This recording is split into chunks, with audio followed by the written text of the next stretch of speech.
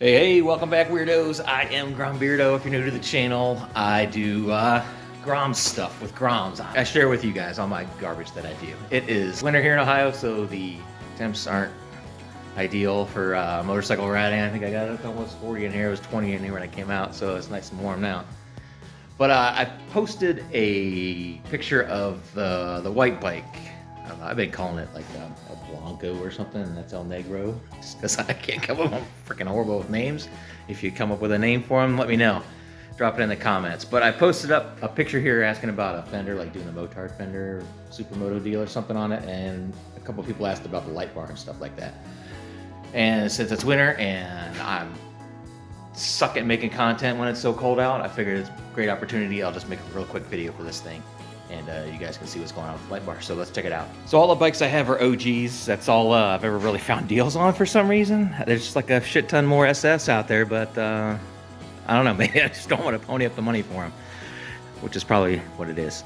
But here's what your stock headlight's gonna look like. And here is with a number plate and an LED bar on the front.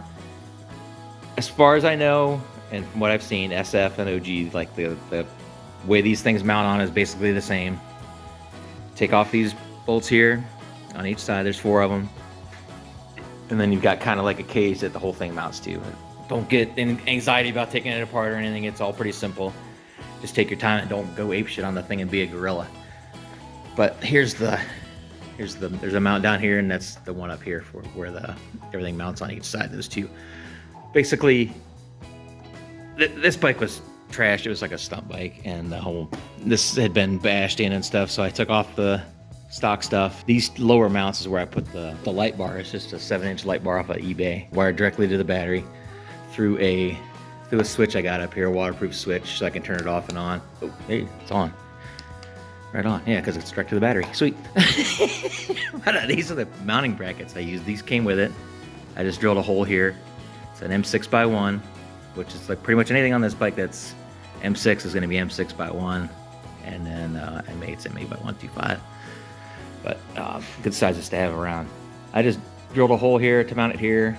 I left this tab on here for now. I don't know, I'm kind of thinking about putting like a little, if I can find a small LED light on there or something, like for a turn signal or something. To mount this, I had the bottom brackets were already bent a little bit, so I don't know what you guys will have to do if you have one that's nice and original and not beat to hell.